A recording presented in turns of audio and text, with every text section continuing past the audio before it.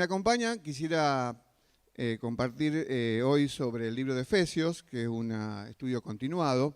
Aclaro que no es un estudio versículo por versículo en este caso, no es un estudio exegético, pero estamos en el capítulo 5 y una cosa muy importante, cuando escribió su autor humano, no escribió por capítulos. Los capítulos lo pusieron los hombres y a veces no están muy bien porque un tema continúa en otro capítulo y no debió ser dividido, pero no importa. La división es para que podamos buscar. Y entonces el tema del capítulo 4 de Efesios hasta el final, que es el 6, es así. En el capítulo 4 se habla del cristiano en la iglesia. Y ya llegando al capítulo 5, habla y también una parte del 4, habla del cristiano en la sociedad. Esta sociedad que tiene un flujo cultural, un río cultural que cada vez más adverso a la fe cristiana. Porque la moral externa, la moral fuera de la fe, es una moral siempre en construcción. Y lamentablemente siempre va bajando un poquito más con respecto a la que Dios establece en su palabra. Y cuando llegamos al capítulo 5, recién leíamos el versículo 1 y 2, tenemos que hacer en la placa número 1 que vamos a ver ahora, una aclaración que debemos tener todo aquel que quiere leer la Biblia con provecho. No se asuste lo que voy a decir. La Biblia no se escribió a nosotros, sino para nosotros. ¿Cómo podemos comprobarlo? Si ustedes leen, por ejemplo, las cartas, imaginen 1 Corintios. Dice, primera carta a los Corintios. Ahora, tiene verdades sustanciales, verdades atemporales, verdades que hoy podemos aplicar, pero debemos tener muy en cuenta el contexto en que fueron escritas estas cartas. Y hoy al leer lo de Efesios es muy importante tener en cuenta cómo estaba la sociedad de esos días para poder entender lo que escribió Pablo. Ya voy a dar más detalle, pero la sociedad donde se vivía en aquel tiempo degradaba a la mujer, ponía al hombre por encima de todo, todas las reglas eran para beneficio del hombre, los hijos eran, uno lee las cosas que se hacían, el niño era presentado ante el padre a los pies, si el padre lo rechazaba, ese niño podía ser muerto, entregado a la prostitución o tirado a las bestias salvajes. Uno dice, esto es una cosa de locos. Pero era así. Y existía la esclavitud, cosa lamentable que recién se suprimió en el siglo XIX, en 1806. La decisión más importante de las democracias modernas fue abolir la esclavitud, justo cuando empezaba nuestra nación. Pero en ese tiempo, cuando se escribió Efesios, el esclavo era poco menos que un animal, poco más que un animal. Entonces todo eso... uno dice, pero era terrible, sí, era terrible, es verdad, pero gracias que la implantación del Evangelio produjo una reconstrucción de ese mundo. Y fíjense que ese proceso de sanidad, de cuarentena de un mundo contaminado, según explica Pablo en Romanos capítulo 1 y 2 y en adelante, hace unas décadas comenzó el proceso inverso. De todo ese saneamiento y sanidad que se produjo, estamos volviendo al nivel de las bestias. Por eso existe el aborto, por eso se va a implantar la eutanasia como factor de dejar de que los ancianos molesten y otras cosas. En muchos países posiblemente con el tiempo se pruebe la pedofilia. Todo derivado de que el hombre dejó a Dios y su moralidad. Entonces, lo que Pablo está remarcando en este texto, que vamos a leer ahora, perdón la introducción tan larga, es que los cristianos debemos vivir diferentes a los no cristianos. Lamentablemente mucha gente tiene la tendencia a declararse cristiano con mucha facilidad y sin embargo porta mal ese nombre porque muchas veces los valores que porta son contrarios a la fe que dice profesar. El ejemplo claro es Argentina. En el norte se adora a San Muerte, en Corrientes se adora a Gauchito, bueno, o sea, especialmente, después todo el país se distribuye. Y Dios no quiere que esas cosas vayan en conjunto. Así que no debemos Vivir como los paganos que desconocen a Dios. ¿Por qué? Porque hemos sido transformados, y este libro de Efesios presenta con claridad lo que hemos llamado la nueva humanidad. O sea, una cabeza que es la de Jesucristo, que propicia vida y genera un cuerpo que transmite la vida de esa cabeza. Para repetir el testimonio de las edades, cuando Dios siempre ha buscado a alguien, a uno, para bendecir a los muchos. Pasó con Adán, pasó con Noé, pasó con Abraham, etc.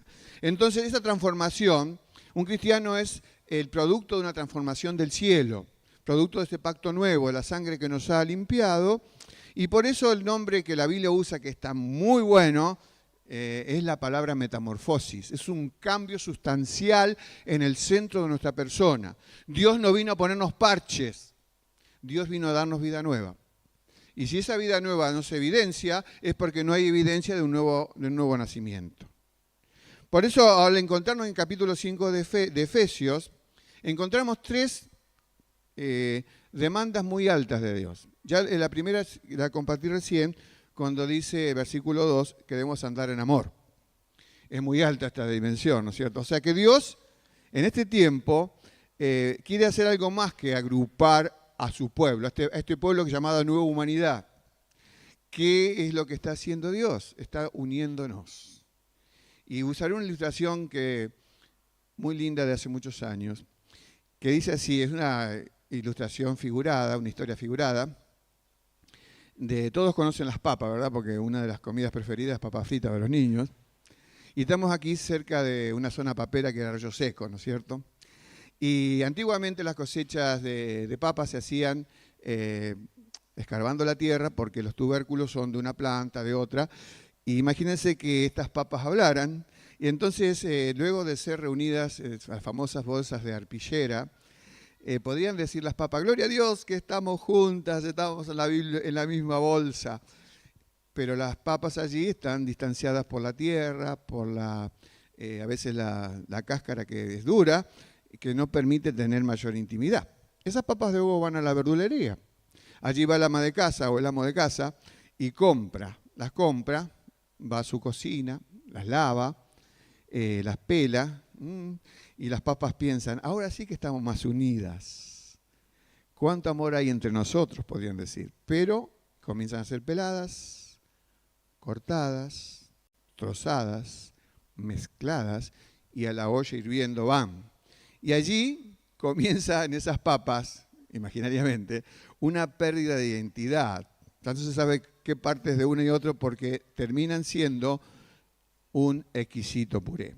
Y lo que Dios está buscando hoy día, que es una de las muestras que debe reconocer a los cristianos, es la manera de amarnos entre nosotros. Pero tenemos muchas dificultades porque vivimos en una sociedad donde tendemos a vivir aislados, donde poco importa el problema de otro, porque demasiado problema tengo yo como para hacerme cargo de algún otro problema. Pero la Biblia dice, anden en amor. Y dice, ¿de qué manera? Como Cristo realizó su sacrificio voluntario. Esa es la idea de ser imitadores de Dios. Pero el segundo elemento, ya quiero llegar al versículo 21, pero perdonen que sea largo. En el versículo 8 dice, andad como hijos de luz. O sea que esta imitación de Dios no solamente comprende amar como Dios ama, sino que debemos andar en la luz. Y ya fuimos extensos en la explicación que el libro de Efesios usa muchos antónimos, luz y tinieblas. Y en el caso de las tinieblas, no solamente se refieren a las tinieblas intelectuales, porque el pecado ha disminuido, pero categóricamente, nuestra capacidad de pensar, sino que también estas tinieblas se refieren a tinieblas morales. Hay una moralidad contraria a la que Dios ha dispuesto. Entonces me pide que ande en amor, me pide que ande en la luz. Y luego el tercer elemento, que ande en sabiduría. Dice el verso 15, que debo andar no como necios, sino como sabios. Cuando se utiliza en la Biblia la palabra andar, el verbo andar, los tres casos está andar en amor, andar en la luz y andar en sabiduría, se refiere a la conducta cotidiana. Entonces uno se para frente a esto antes de llegar al versículo 21 y dice, pero esto es demasiado lo que pide Dios.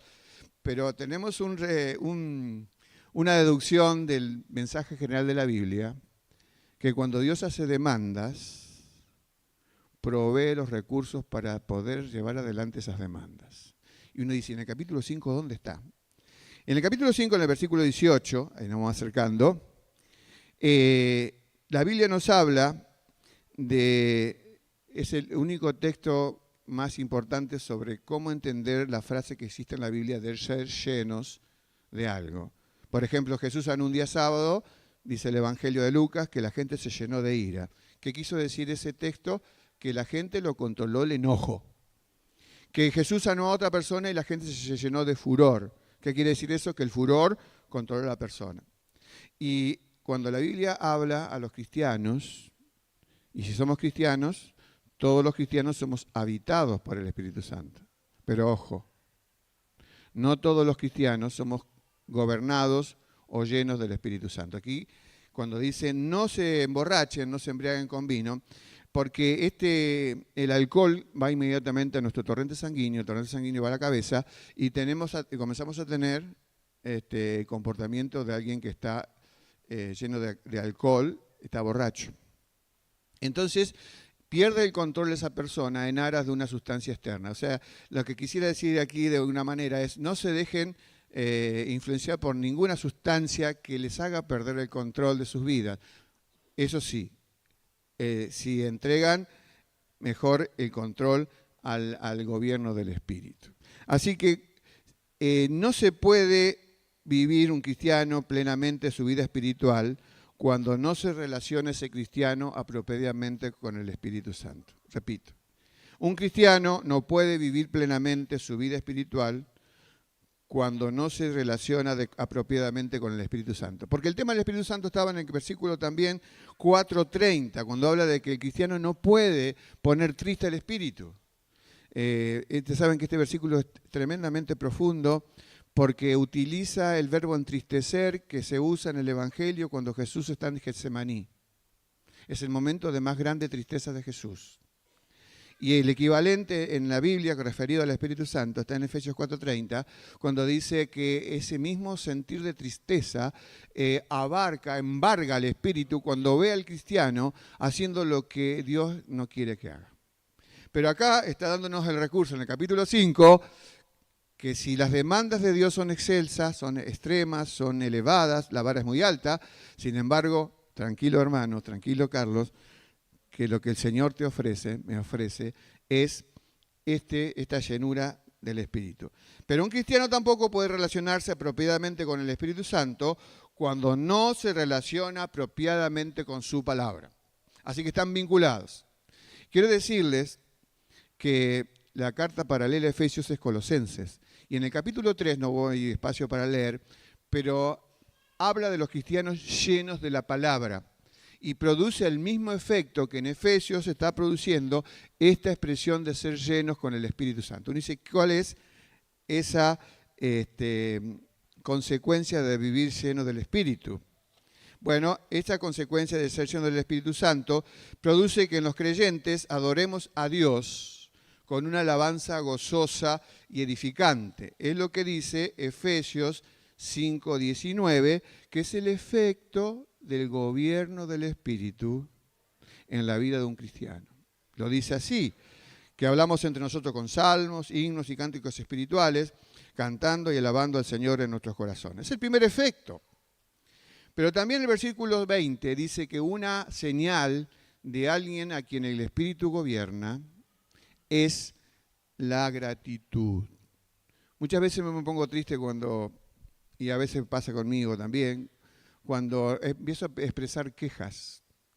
Y es algo que va en contravención con la demanda del Señor, que dice que debemos, no solamente en Efesios, lo dice en varias cartas, que debemos dar gracias a Dios en todo, por todo, al Dios y Padre, en el nombre del Señor Jesucristo.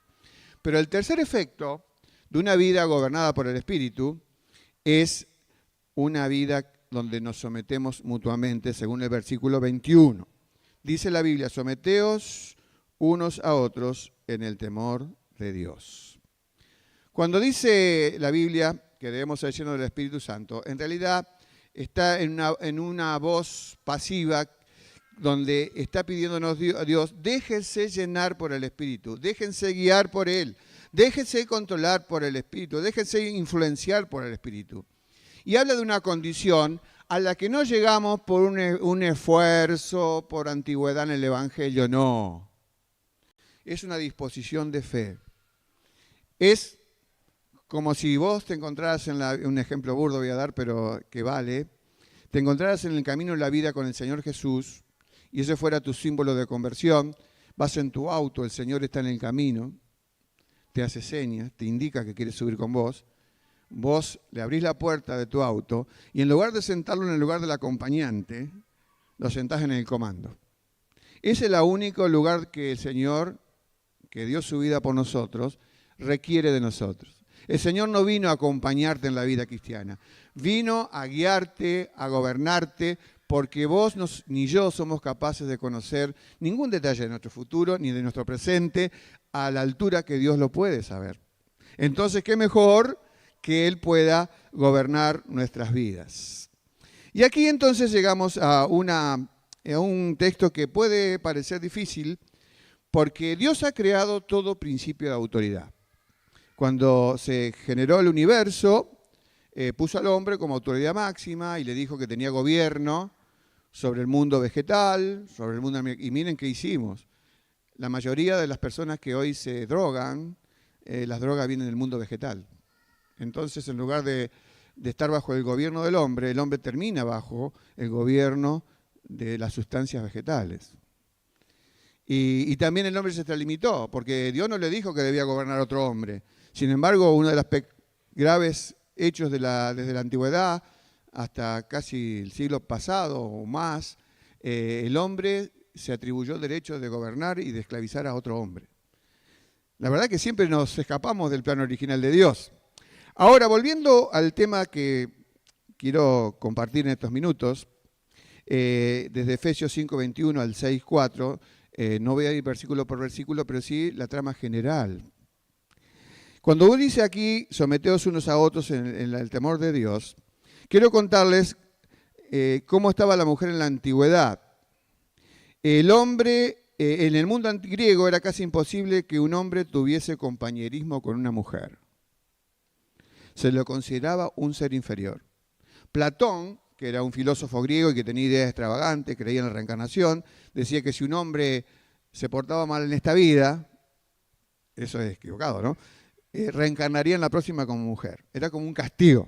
Miren qué condición tenía este hecho. Y debemos entender el contexto en que se escribió esta carta para entender lo que vamos a leer ahora acerca de la sumisión en el hogar, de mutua, del trato con los hijos y en tercer lugar en el trato con los siervos. En el caso de que ustedes saben uno de los términos ofensivos que más se usaba para la mujer era la palabra latina imbecilitas, de ahí viene imbécil. Algo muy desagradable que gracias a Dios el Evangelio combatió y no se crean que hasta hace mucho tiempo, con las misiones mundiales se llegaron a lugares donde había costumbres extravagantes que iban en contra. Por ejemplo, en la India, las primeras cosas que descubrieron los misioneros es que cuando el hombre moría, era quemado en la piara, en el fuego, y también su mujer que estaba viva. Esto lo cuentan los misioneros que fueron a la India, ¿no? William Carey hizo un gran aporte a civilizar aquella incivilización. Bueno, el pecado nos degrada. También el hijo en la antigüedad, nosotros, muchos de los que estudian derecho, una parte del derecho que se usa en Argentina y en todos lados viene del derecho romano. Y ahí nació la patria potestad, que es el poder de los padres, pero era un poder absoluto. El hijo era una cosa que si no le agradaba al padre o porque el sexo que esperaba no era el que quería, era derivado a la crianza para prostitución o esclavitud. Un tal Séneca, que bueno, es conocido, aunque no compartamos sus ideas, miren lo que dijo. Degollamos a un buey fiero, estrangulamos a un perro rabioso, acuchillamos a una vaca enferma y a los niños que nacen débiles o deformes los ahogamos. Esto era el contexto donde se escribió el libro de Efesios. Lo remarco porque para entender lo que vamos a leer ahora. El siervo en la antigüedad había 60 millones de personas esclavas. Y no se crean que no eran personas capacitadas. Había médicos que eran esclavos, había administradores, maestros, los pedagogos, de ahí viene la pedagogía, eran esclavos del mundo griego que usaban los romanos para que le criaran los hijos. Muy bien. No está muy bien, pero digo, esa es la idea. Entonces, cuando llegamos a Efesios 5 y 6, vemos valores muy complicados de entender. El pecado había llevado a estas locuras. Pero acá vamos a encontrar, en el sentido de la autoridad, la palabra cabezas, que no es la primera vez que se encuentra en el libro de Efesios. En el capítulo 4, versos 15 y 16, cuando habla del cristiano en la iglesia y habla de esta nueva humanidad que está adosada, porque si no, no existiría, a una cabeza nueva que es la de Jesucristo, dice que debemos seguir la verdad en amor, versículo 15, y crecer en todo en aquel que es la cabeza, esto es Cristo. Ahí aclara, la cabeza es Cristo. Y dice de quien todo el cuerpo, o sea, la iglesia, la nueva humanidad, bien concertado y unido entre sí por todas las coyunturas que se ayudan mutuamente, según la actividad propia de cada miembro, recibe su crecimiento para ir edificándose en amor. Y ahí encontramos que la palabra cabeza viene de un término hebreo que es kefalé, de ahí viene cefalé, y cefalea es dolor de cabeza.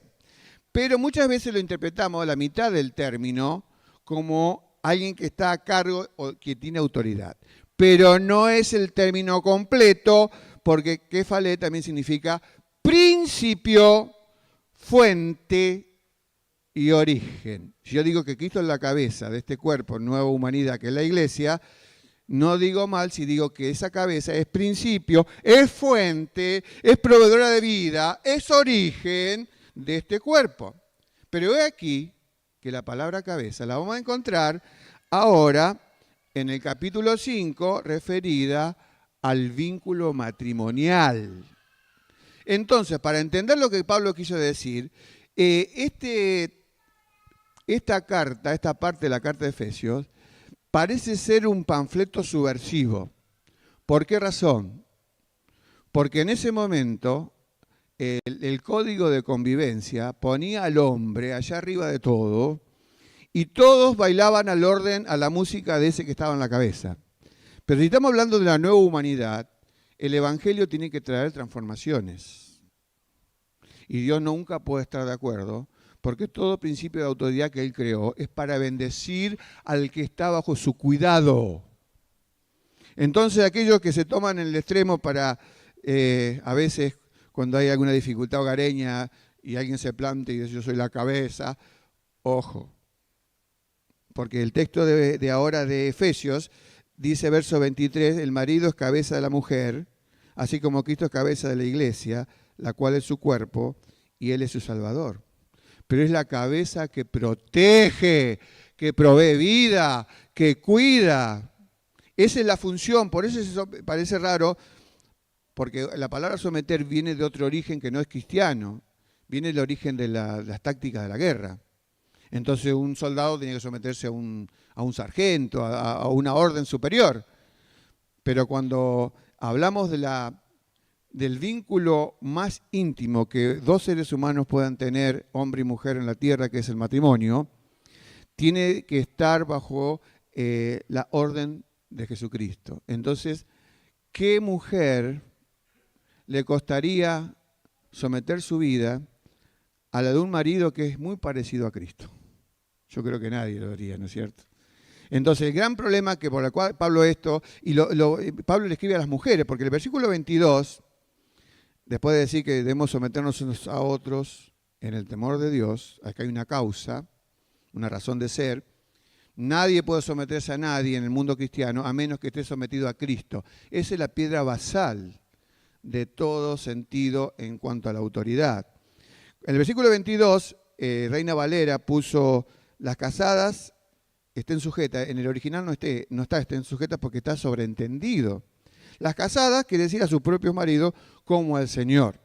Quiere decir que en el caso de de esta nueva humanidad, de la cual hombre y mujer forman parte, esta nueva humanidad, acompaña a la cabeza y por eso es llamado cuerpo. Y ese cuerpo, que es la nueva humanidad, expresa la presencia, el amor y el carácter del Mesías en el mundo. Por eso es nueva humanidad. Entonces Pablo irrumpe con este texto que vuelvo a repetir, parece subversivo, porque las cosas se estaban dando equivocadamente. Entonces va a romper con el código de convivencia que había en aquel tiempo, porque estaba totalmente infectado con el pecado, porque todos vivían para rendir cuentas, para favorecer, para hacer todo aquel que era la cabeza. Y eso no es lo que el término bíblico que quiere decirnos. La jefatura de Cristo se caracteriza por proveer salvación. Cristo se entrega a sí mismo, como recordamos recién, hasta la muerte para salvar a la iglesia. Aunque Él es el jefe, entrega su vida. Este es el tipo de liderazgo que Pablo tiene en mente, no otro. Para aquellos que ocupan posiciones subordinadas en esta nueva humanidad, no existen para la comodidad de los que están arriba. No es esa la idea.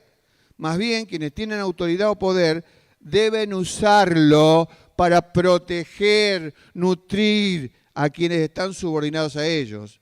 Así que ese es el punto que quiere Pablo que quede bien claro.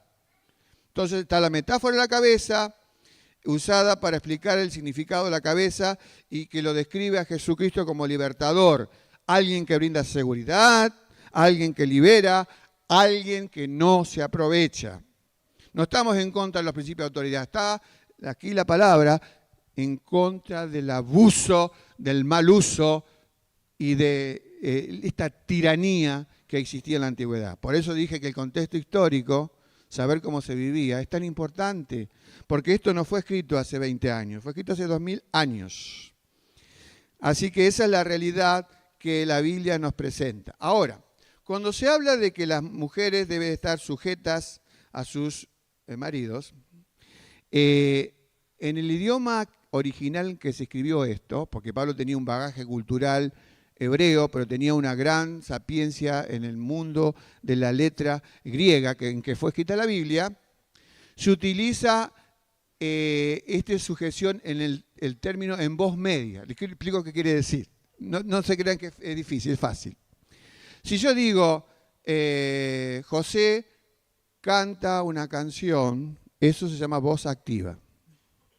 Si yo digo, la canción es cantada por José, esa es voz pasiva. Pero en el castellano no hay voz media. Lo más parecido a voz media es lo que hicimos esta mañana cuando nos levantamos y fuimos al espejo, cuando digo yo me peino. ¿Quién hace la acción? Yo. ¿Quién recibe la acción? Yo. La esposa cristiana, habiéndose sometido a Jesucristo, que es el único Señor, no tendrá ningún inconveniente a aceptar cualquier autoridad en honra a su Señor, no basado en la respetabilidad del marido, en la sapiencia del marido, que podrá tenerla, pero es una cuestión espiritual. No es que el hombre someta a la mujer, ni es que la mujer someta al hombre. Es la mujer, en el caso del versículo 22, que voluntariamente decide, en amor a Cristo, llevar adelante el plan de Dios en el hogar, que por supuesto, luego de la intervención de Cristo en la historia, tiene otro sentido. Por eso, cuando llegamos al versículo 32 de Efesios 5, nos nombra como grande es este misterio. ¿Por qué razón? Porque en realidad el tema de este capítulo, aunque estemos hablando del matrimonio, aunque no leí casi solamente el comienzo, el tema es la unidad entre Cristo y su iglesia. Y Pablo se le ocurrió tomar el matrimonio como un ejemplo, pero no es que se propuso hablar del matrimonio. Es un derivado de la unión sagrada entre esta cabeza propiciadora de vida, originadora de vida, y ese cuerpo que expresa esa vida que Cristo ofrece y que a veces por nuestra carnalidad o pecado la opacamos tanto. Entonces, ese ejercicio de esta autoridad, el esposo no debe tratar a su esposa como si fuera un soldado raso. No es la idea bíblica. Tampoco como su empleada. Estuvimos en el sur soy amigo del pastor de allá de Villa Langostura, y nos hablaba de ciertas regiones de Chile, cómo ellos sentían la autoridad. Hablaba especialmente de cuando un pastor visitaba su casa, de que la esposa de ese hogar donde el pastor visitaba, en honor al pastor, comía sola aparte para que su esposo agasajara una idea equivocadísima de lo que es la autoridad. La autoridad es para servir.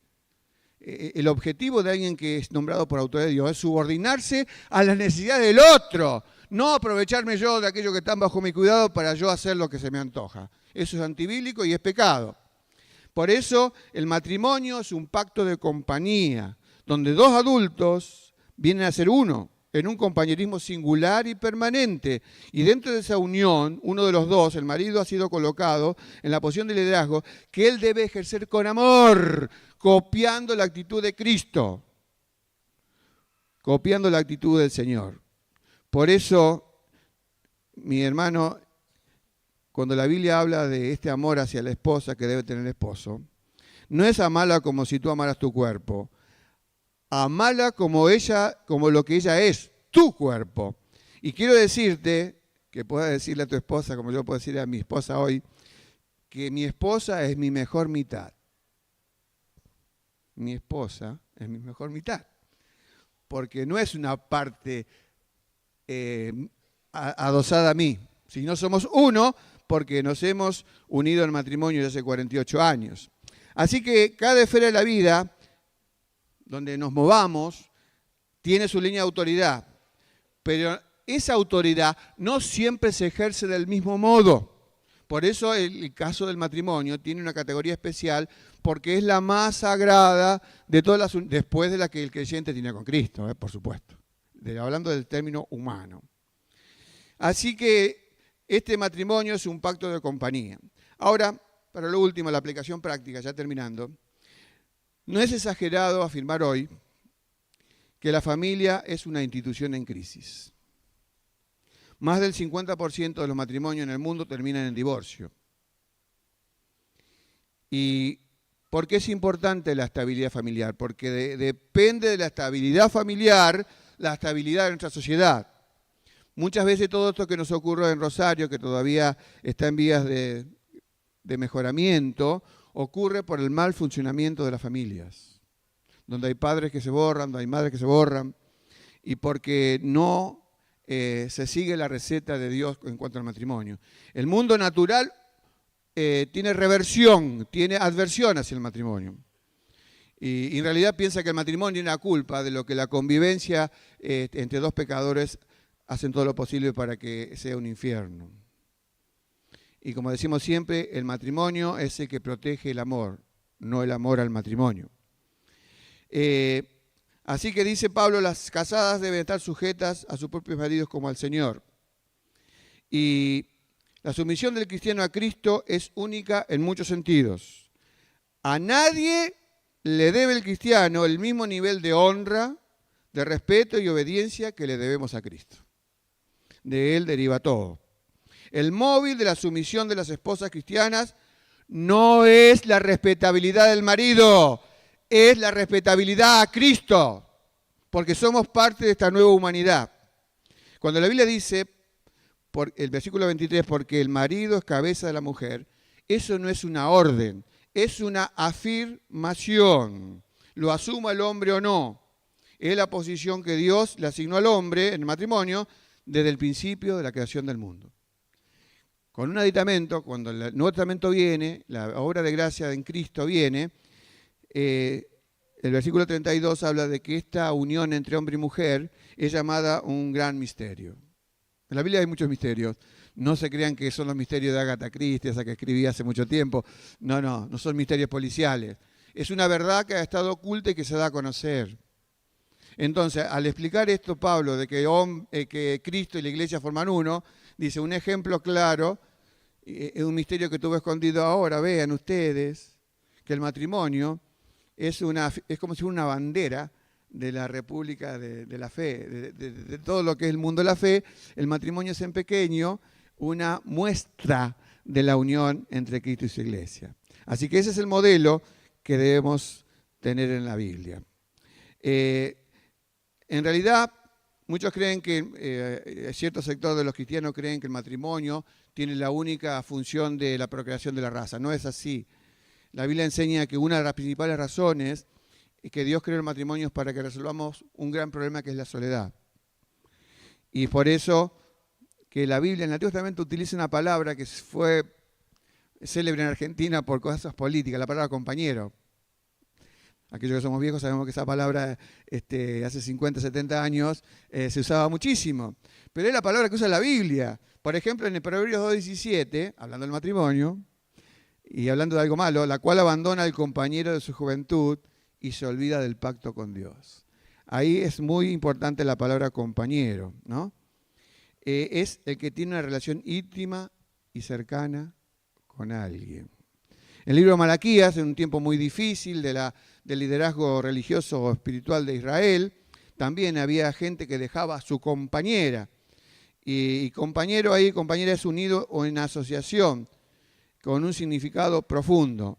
Compañera o compañero es alguien con quien vos estás íntimamente unido, en pensamiento, en metas, en planes, esfuerzos y en el caso del matrimonio, con los cuerpos. Por eso, este texto de Efesios 5 es complicado para la vivencia, porque lo más difícil para ser cristiano es vivirlo en tu casa. Ahí se ve tus cualidades, se ven tus defectos, se ve mi egoísmo, se ve mis inconsistencias, porque en un recinto donde estamos a presión, donde a veces hay intereses contrapuestos con tu esposa o con tu esposo. Y luego también habla de los hijos, capítulo 6, no voy a extenderme en esto, pero utiliza 2 veces la palabra padres en el capítulo 6 y en el versículo 2, cuando dice honra a tu padre y a tu madre, habla de padre ahí como progenitor.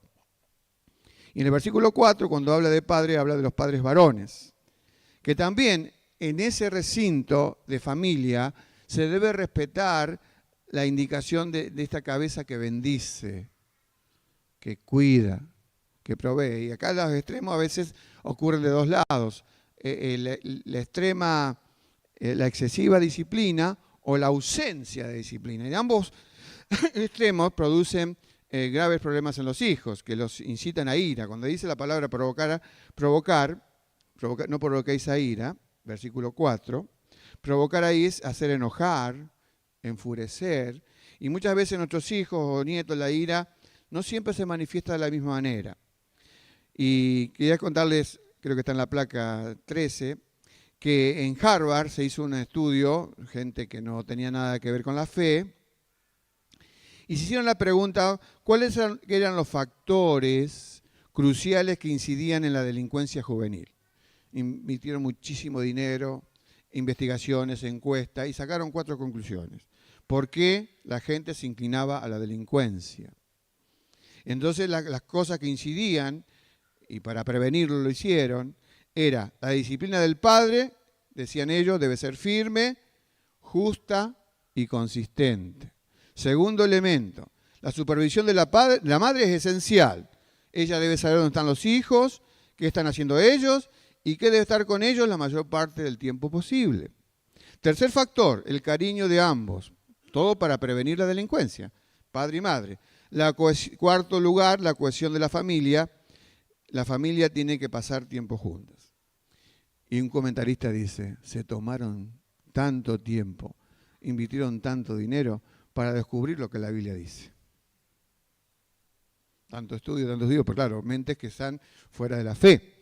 Pero nosotros podemos vacunarnos preventivamente porque no hay nada mejor que seguir el consejo de la Escritura para tener un hogar parecido a Cristo. Y a veces cuando los hombres intervienen para tergiversar el sentido bíblico hacemos mucho daño. Hubo en Estados Unidos, ya con esto termino, un doctor llamado Spock, era un pediatra. Y Spock, con el tiempo, tuvo una influencia sobre toda la nación. Una nación que había sido fundada sobre las bases bíblicas.